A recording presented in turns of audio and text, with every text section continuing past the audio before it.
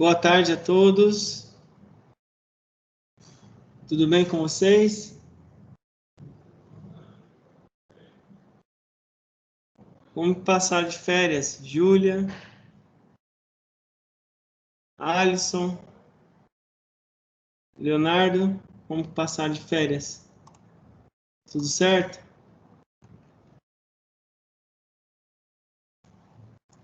Tudo certinho?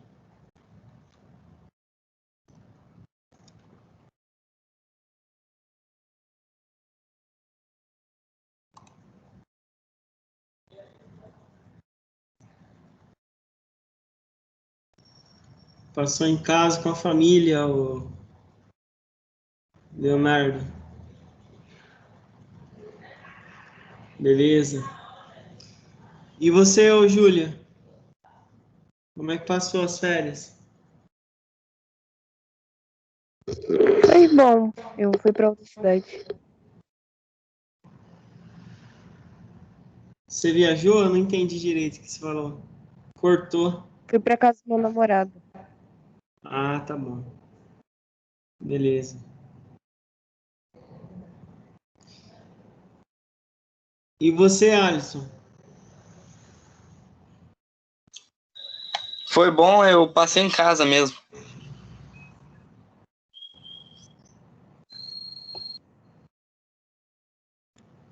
Beleza.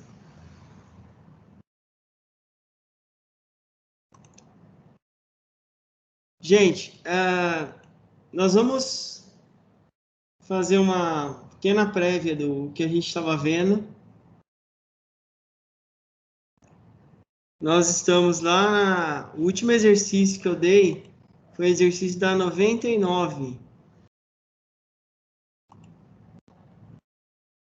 Então, nós estamos falando lá no o módulo 1, eletrônica para dispositivos. Então, nós estamos no módulo 1, primeiro módulo ainda, né? Que fala de eletrônica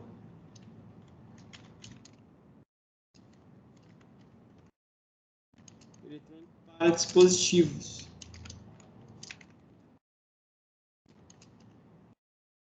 Nós estamos o último exercício, eu até coloquei no grupo, foi o exercício da página 99.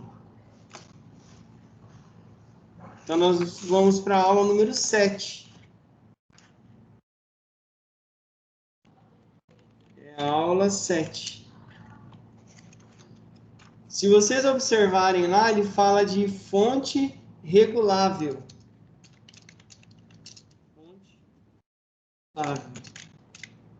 Fonte regulável.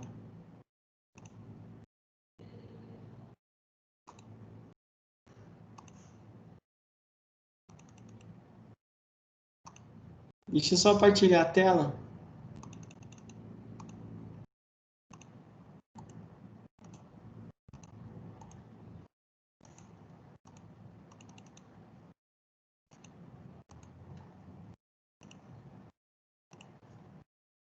Fonte regulável.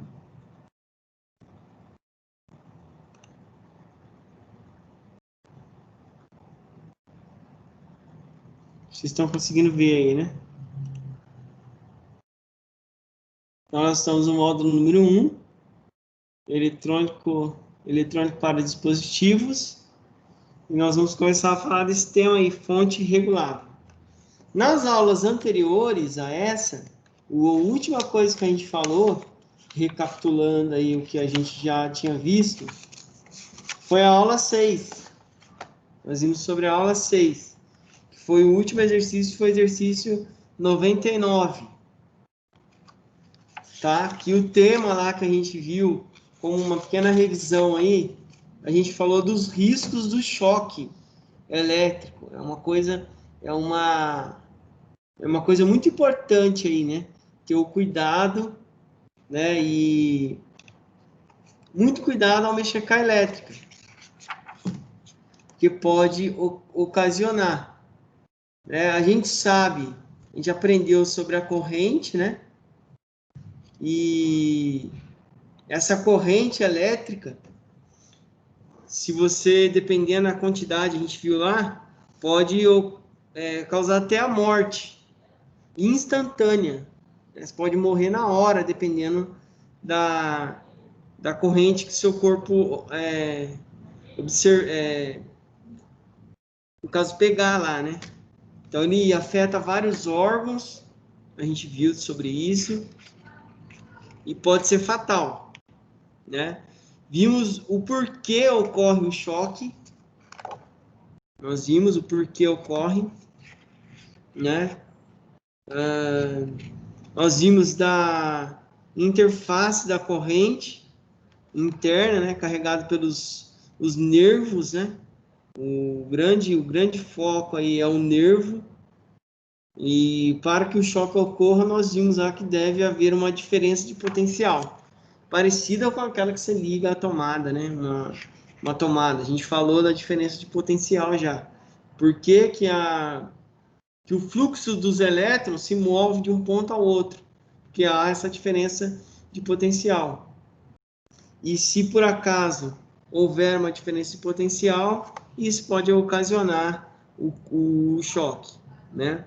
Danos causados no corpo, até a certificação NR10, que é uma certificação para trabalhos com eletricidade. Existem regras que essa NR10 propõe para os profissionais que trabalham com a elétrica. Então, a norma NR10, ela salienta, né, os artigos, né, que é a importância de todos trabalharem em serviços e atividades que envolvam eletricidade, diretamente ou indiretamente. Precisa conhecer a NR10. É uma certificação com regras de segurança e de qualidade lá de serviço elétrico. O choque elétrico em mecanismos, nós vimos, e efeito, vimos isso também. Vimos o que é estática, né?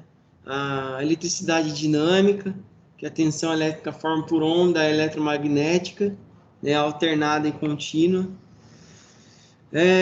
A gente viu também, nessa aula aí, foi a última aula que a gente falou, as descargas atmosféricas.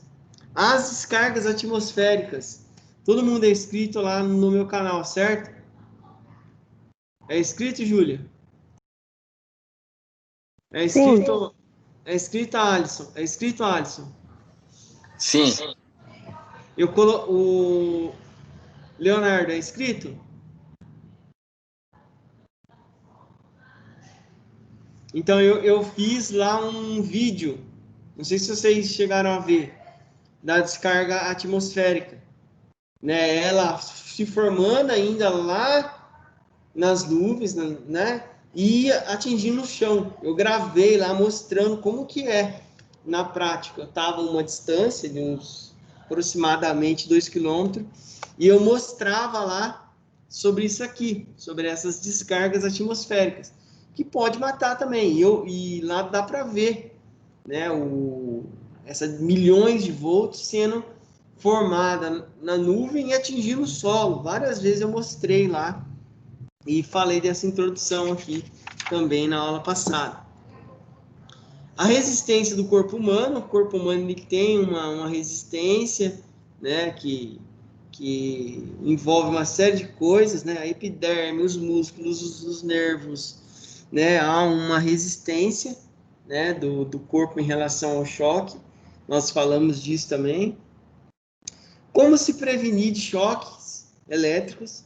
Nós falamos, né, que choques elétricos são acidentes que podem ser facilmente evitados e que muitas vezes depende apenas de medidas simples de segurança. Até a própria NR10, que é essa certificação, ela propõe uma série de segurança que tem que ser feita, né, pelos profissionais e por aqueles que trabalham de forma até indireta, né? E até há estatística aqui de muitos acidentes por coisas tão banais que causam situações muito preocupantes e até a morte. Eletricidade e água não combinam, né? Não combinam. Tanto é que envolve aquele tema que a gente viu lá na produção de energia. A gente viu lá que não combina as duas coisas. Até por isso que o chuveiro elétrico normalmente é um perigo enorme, porque água e eletricidade não dá certo. Nós falamos disso. As réguas, né?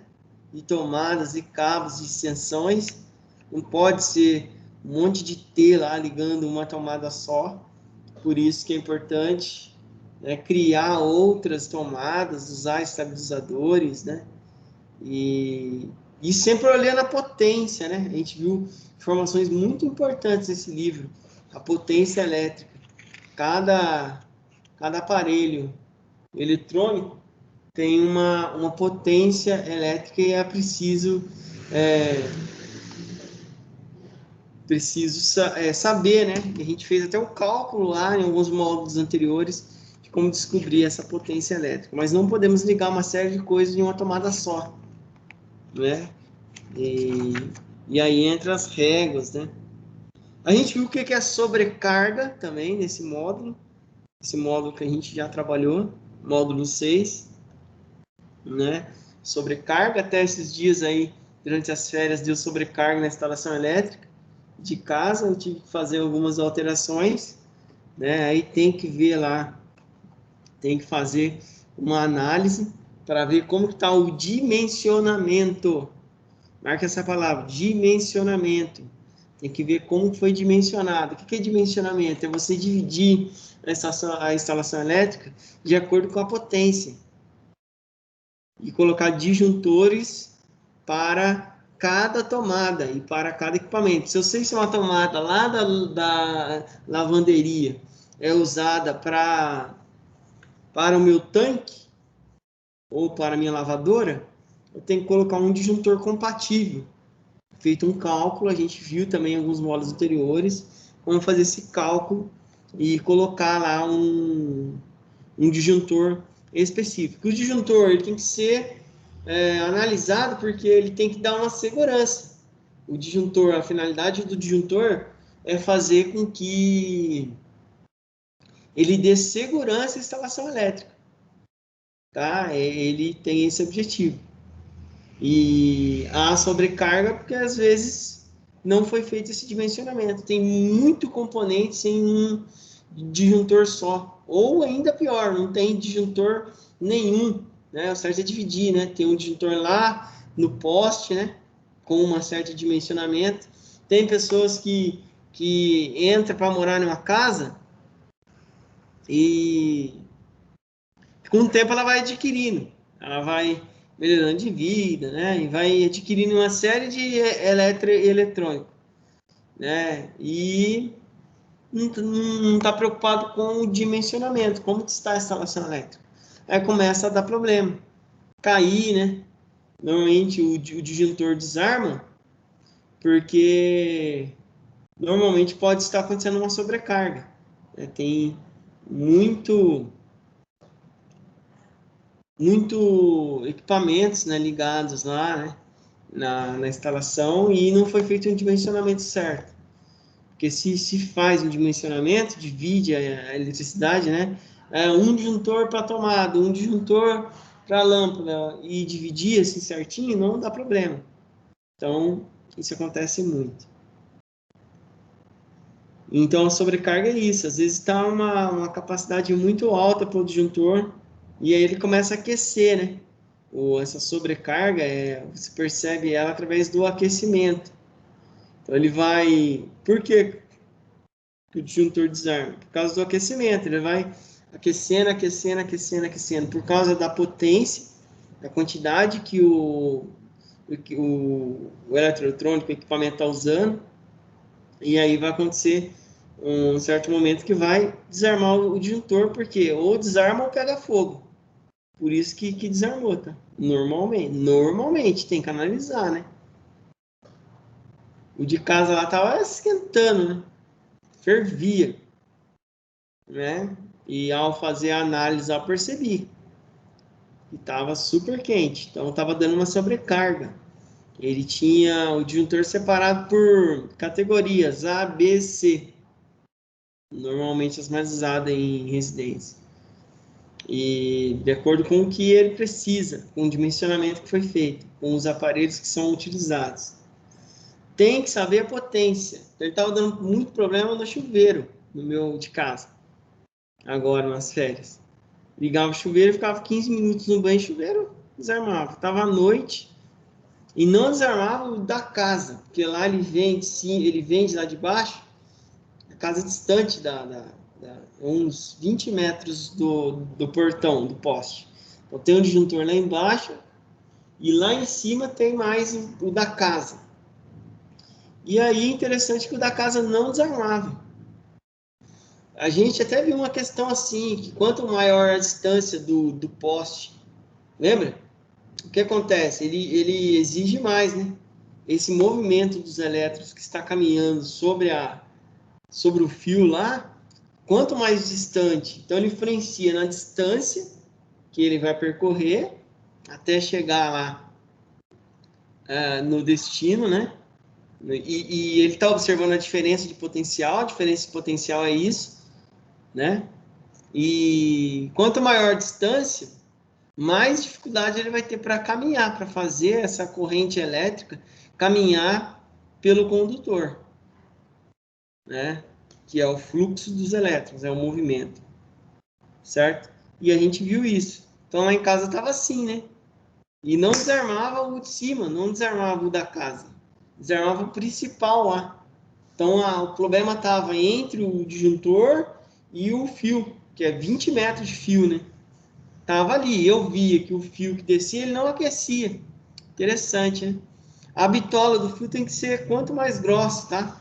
Normalmente, se ele for uma distância grande, quanto maior a distância, maior a espessura tem que ser, para ele conseguir percorrer pelo fio, conseguir correr livremente. Quanto maior, melhor. Quanto mais fino, mais dificuldade ele vai ter. E isso influencia. Essas duas coisas influenciam. Então, o fio, né?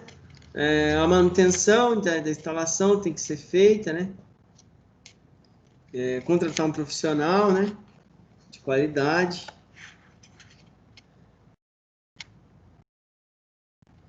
Ele fala dos 8 sinais, né?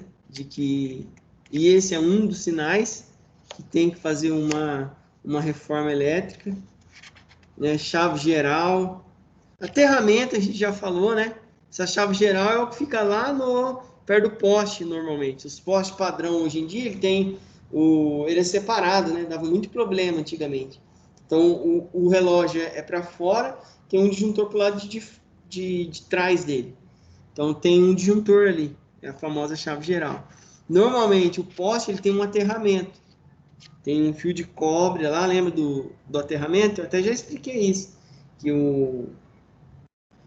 esse aterramento ele é um fio de cobre que vai, né, na ponta do poste e desce lá, e dali sai um fio, né, que se tiver alguma sobrecarga, algum problema na instalação, esse terra ele puxa para ele chama para ele e impede uma série de problemas. É um tipo de segurança também, o aterramento.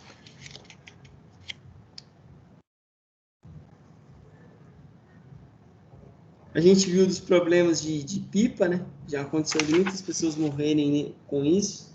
Chuveiro elétrico, né? Ele fala que não mude de temperatura do seu chuveiro elétrico com ele ligado. É um perigo isso, tá? Não faça isso.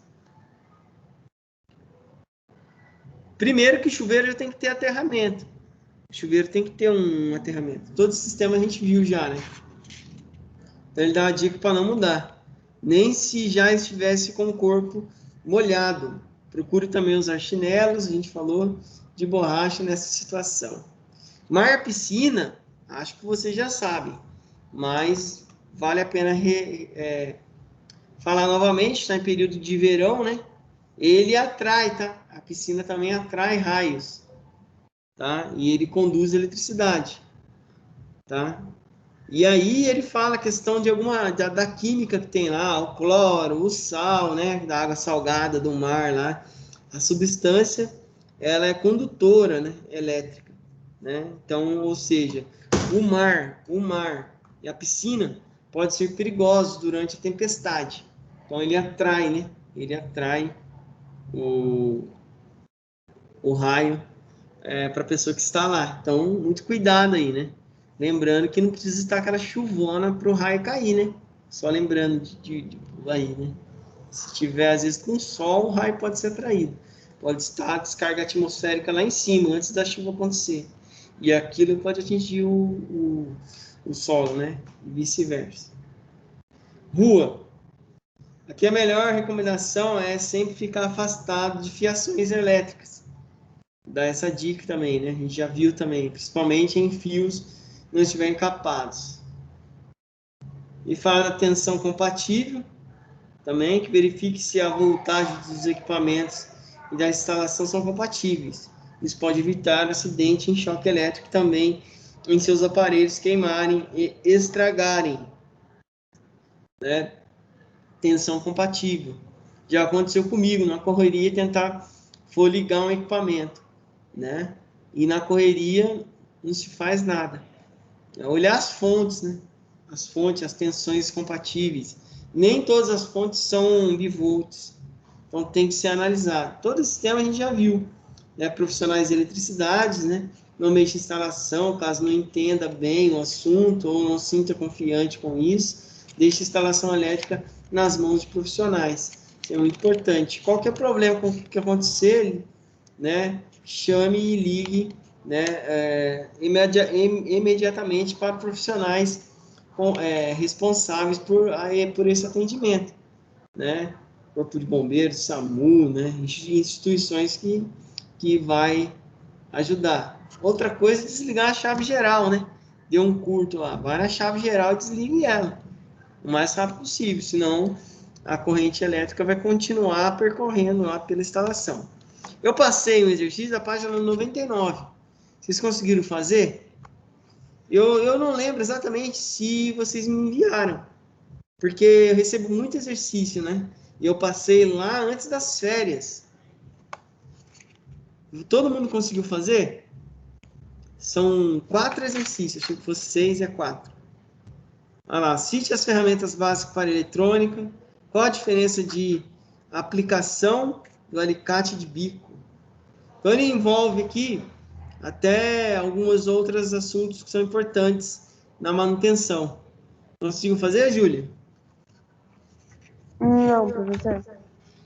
Então, esse exercício da 99 é interessante vocês fazerem. Nós vamos falar hoje aqui de fontes reguláveis, depois dessa revisão. Qual que é o objetivo da aula? Apresentar os conceitos principais, né, básicos sobre a fonte regulável. Então, esse é o tema, né? Bem curtinho aí, né? Primeira coisa importante de saber.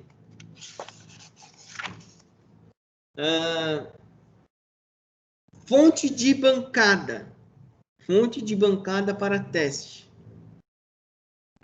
A fonte de bancada, gente, é fundamental. Tá?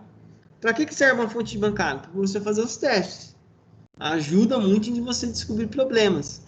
Em celulares, em tablet, em notebooks, em computadores. Fonte de bancada, ele vai dizer para você e simular determinados problemas. Então, uma fonte de bancada para o técnico é imprescindível, que ele vai dizer se está chegando na voltagem que precisa para aquele equipamento ligar, certo? Uma fonte de laboratório tem um custo considerado algo em torno de R$150, certo? Uma fonte comum aí, né? Se fosse bem comum. E uma fonte ATX de computador pode fazer funcionar uma fonte de bancada. Então, a gente pode transformar, né, uma fonte comum em uma fonte de bancada. Eu até criei um projeto que fazia isso. Tem como você fazer uma uma fonte comum e uma fonte de bancada, né? Eu até fiz já esse projeto aí, né? A fonte não estava muito boa lá, mas eu já fiz esse projeto. Tem como você pegar uma fonte de computador comum e converter ela para uma fonte de bancada, tá? Tem como fazer isso. Isso pode ser considerado uma boa fonte de bancada também. É protegida, estável e capaz de fornecer bons níveis de corrente. Então, ele vai medir as correntes elétricas, né?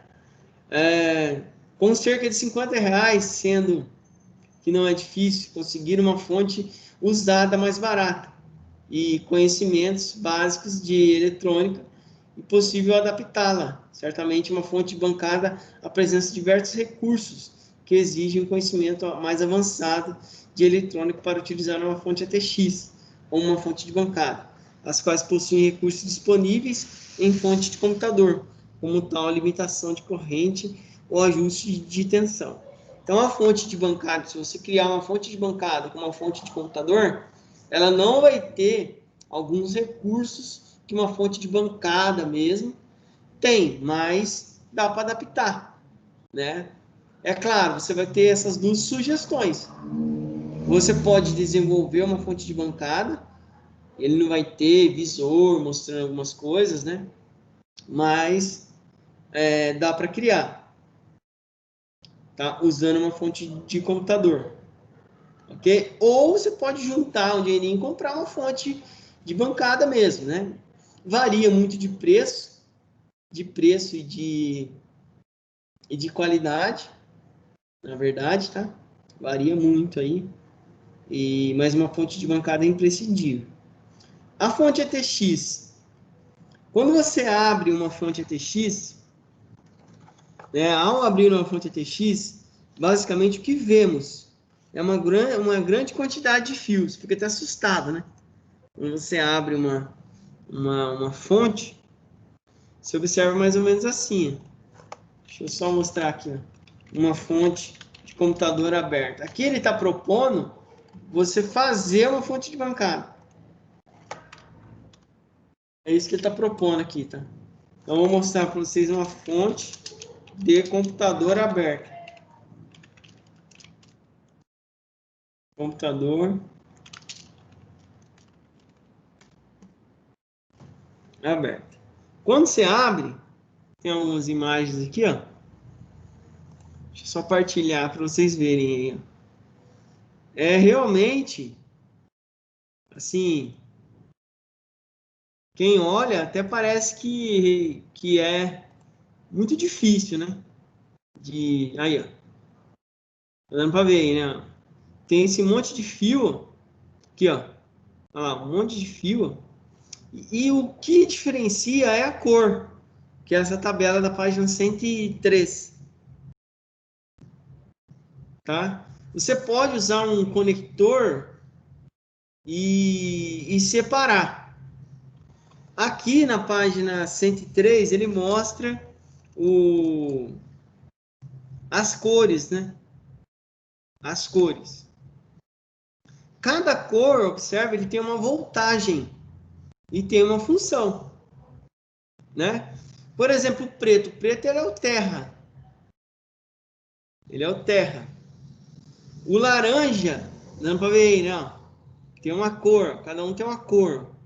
Laranja, vermelho, amarelo, preto, né? Vem esse monte de fio. Só que a tabelinha da página 103, ele mostra, o laranja é 3 volts, 3.3 volts, o vermelho é 5 volts, o amarelo é 12 volts, o azul é menos 12 volts, o marrom, ele é um sensor, o laranja fino, né? Ele é um sensor de 3 volts também.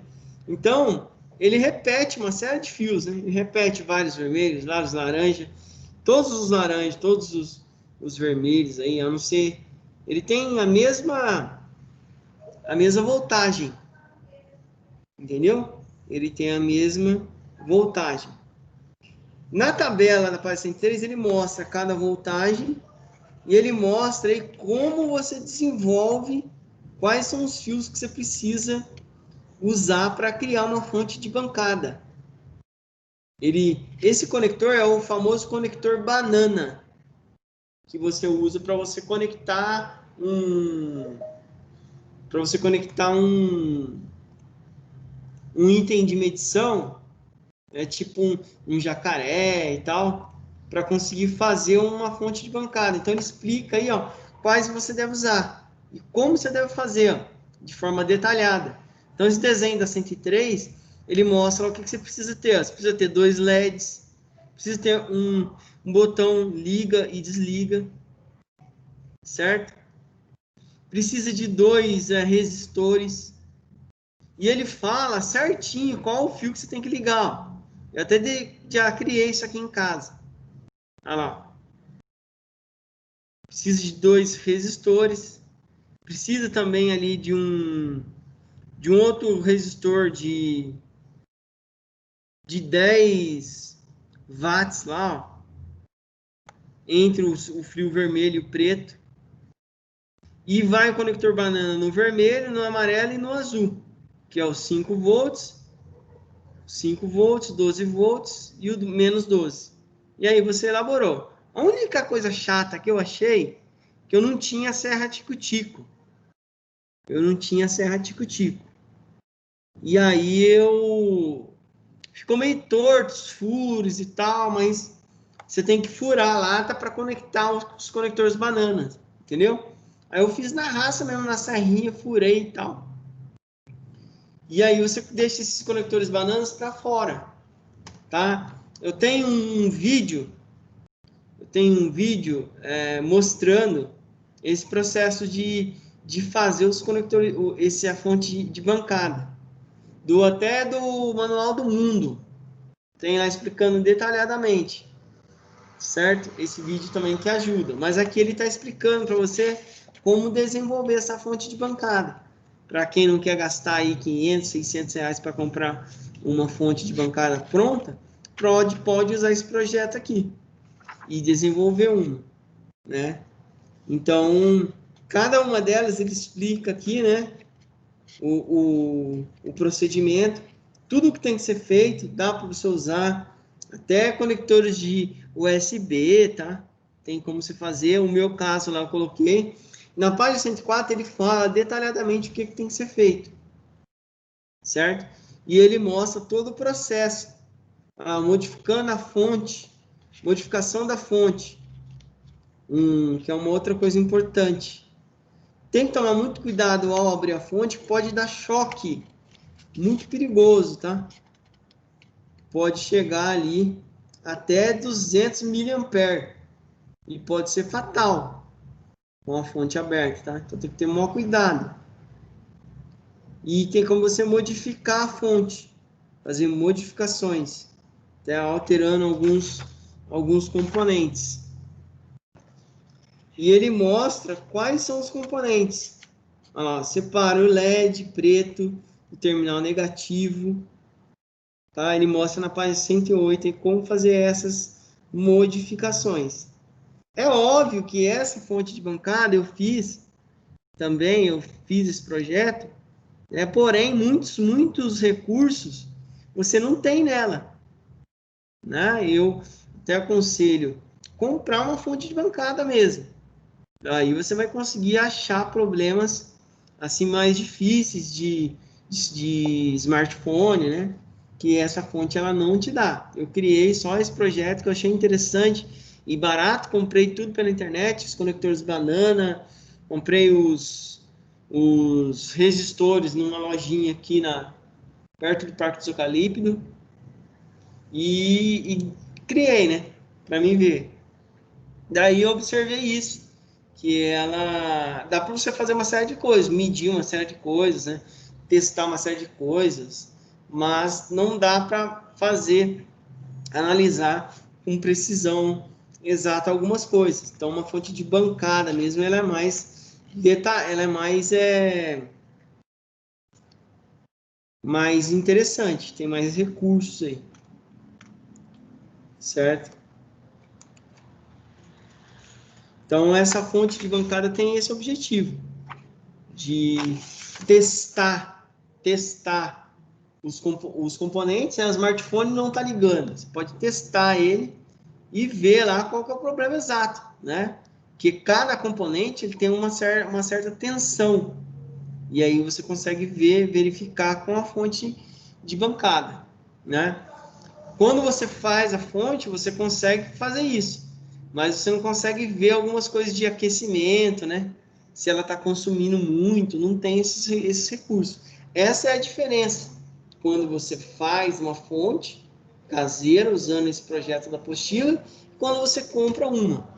São as duas diferenças que vocês têm aí, certo? Em fazer e em comprar. Muitas pessoas fazem por causa do preço, né? Mas se a pessoa quer trabalhar com assistência, eu aconselho comprar uma fonte mesmo, né? Porque lá você vai ter medida exata, consumo, né? Muito importante saber se bateria está consumindo muito, né? E aí lá ele mostra um novo visor, né? Então compensa, na verdade, né? Lá no final compensa ter uma fonte de bancada, eu aconselho, né? Porque eu desenvolvi essa já. Então, eu desenvolvi, eu sei que muitos recursos você não consegue saber, por causa que ela não mostra consumo exato, né? Dá uma certa variação e tal. E dá trabalho, tá? Dá bastante trabalho. Eu não tinha serra tico-tico.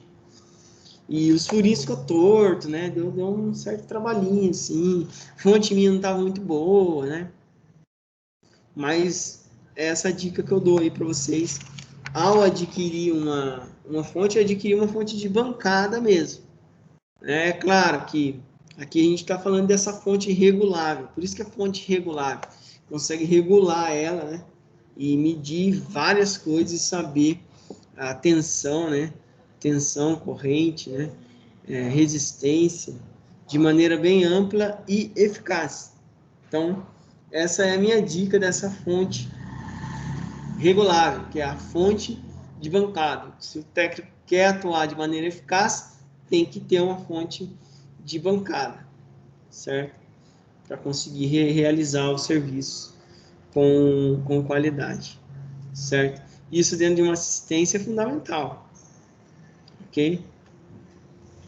Gente, deu para entender o que é uma fonte regulável? Deu para entender, Leonardo?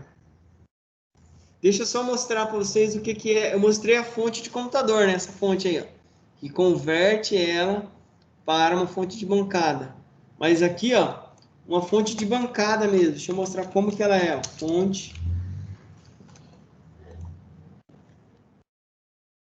de bancada. Às vezes eu estou falando e não mostrei nem como que ela é.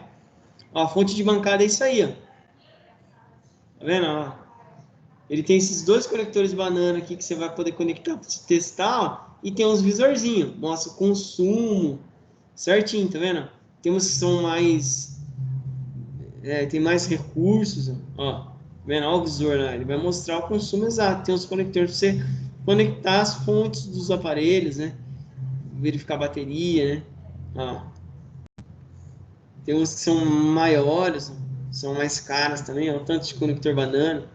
Dá para você ver lá as tensões. Tem uns tem USB, dá para você carregar. E você usa esses conectores aqui para testar. Ó. Tem que ser esse conector com vários jacarés, tá vendo? Você pega esse jacaré e conecta aqui. Aí você vai conseguir saber lá quanto tem, né? Quanto não tem, se está consumindo muito. Você pode ligar o aparelho e ver, né? Se o aparelho está consumindo. Se estiver consumindo, pode ser um problema até na própria bateria. Aí você consegue descobrir muito rápido. Certo? Então, essa é a fonte de bancada mesmo. Certo? E uma assistência é muito importante ter, né? Tem umas mais baratas, tá vendo? Até abaixou muito o preço, tá? Tô achando até estranho essas aqui, ó. R$ 218. Uma fonte de alimentação digital e tal. Bem baratas essas aqui, ó.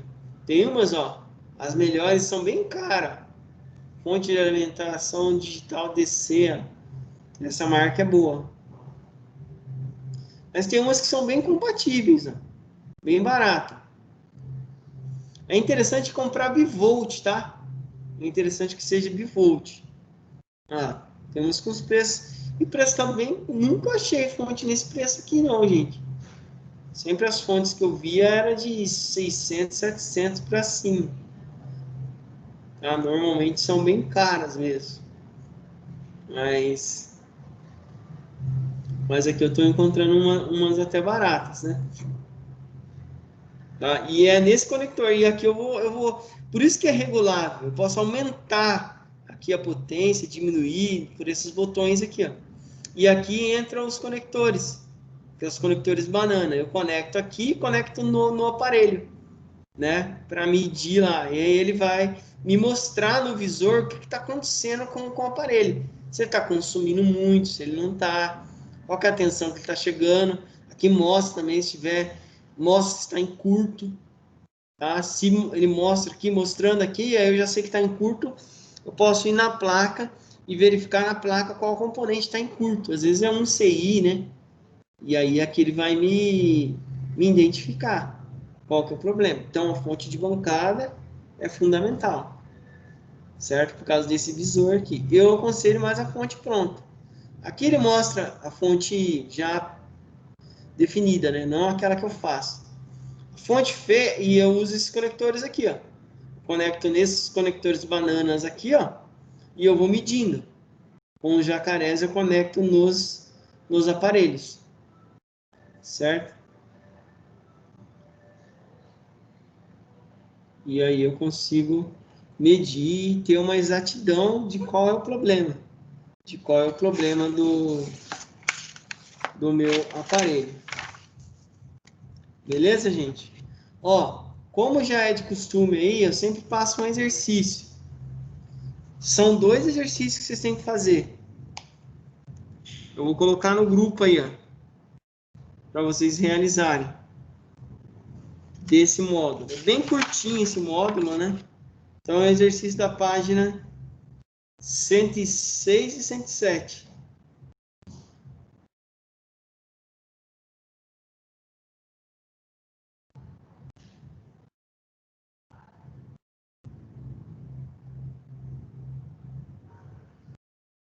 Exercício livro,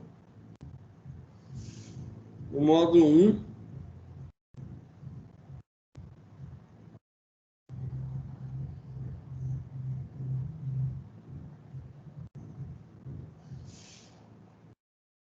Página 107 e 108.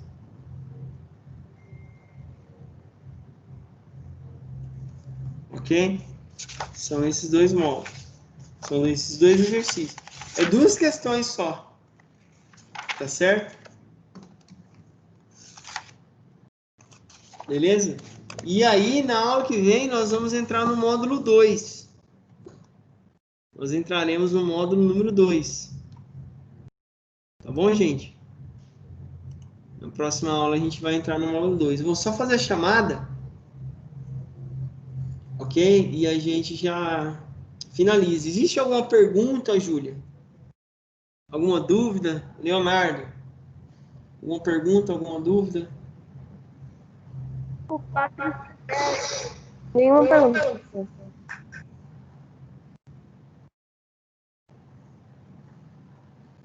Alisson, alguma dúvida, Alisson? Não, nenhum. Deu para entender a finalidade aí das fontes? Deu sim. Beleza.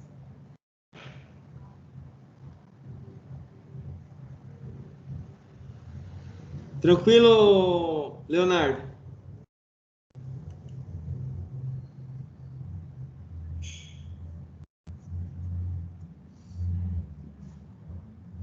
Beleza? Então, ó, aula que vem entraremos no módulo 2. Façam os exercícios e me enviam, tá bom?